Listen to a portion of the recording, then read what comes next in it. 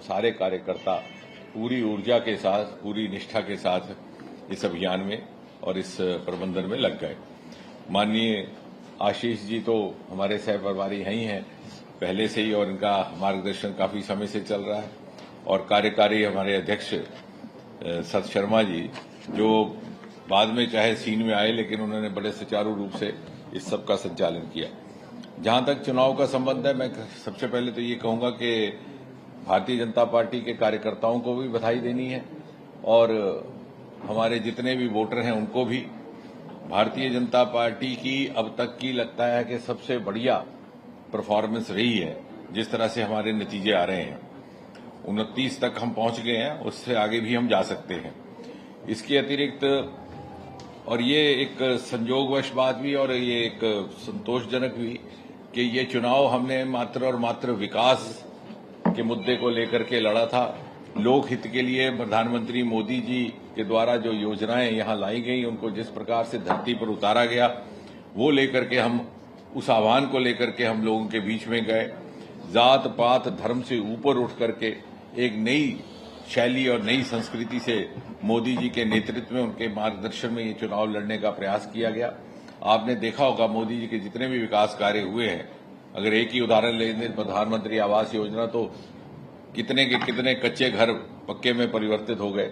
ये ना पूछा गया कि धर्म किसका है, जात किसकी है, घर हिंदू का है कि मुसलमान का, ठाकुर का, ब्राह्मण का। और इस प्रकार से एक सुनिए, जम्मू कश्मीर चुनाव को लेकर उसमें से केवल 2 सीटों पर उनको जीत प्राप्त हुई है। तो कहने का तात्पर्य यह है कि जिस प्रकार की कांग्रेस ने वंशवाद और तुष्टीकरण की राजनीति का पालन किया देश भर में, उसको रिजेक्ट करने का कार्य आज जम्मू कश्मीर से भी हो गया है। और हमारी मुख्य तौर पर कांग्रेस पार्टी के साथ लड़ाई थी, और हमें संतुष्टि है कि जिस तरह का ट्रेंड देश भर में देखने को मिल रहा है, वही आज आपको उसी का दृश्य जम्मू कश्मीर में भी देखने को मिल रहा है। हमारे सारे कार्यकर्ता, हमारे विजयी होने वाले उम्मीदवार इसी प्रकार पूरी लगन के साथ, निष्ठा के साथ, पूरे समर्पण के साथ मोदी जी के नेतृत्व में उनकी योजनाओं को धरती पर इसी प्रकार उतारने का कार्य करते रहेंगे। और आने वाले समय में विकसित भारत 2047 में जम्मू कश्मीर की जो प्रमुख भूमिका रहने वाली है, आने वाले समय में भारत की ग्रोथ स्टोरी में, उसमें उसको सुचारू ढंग से निभाने के लिए हम प्रयासरत रहेंगे। बहुत अधिक नहीं कहना, मैं आग्रह करूंगा माननीय किशन रेड्डी जी से कि वो आपसे संबोधित हों।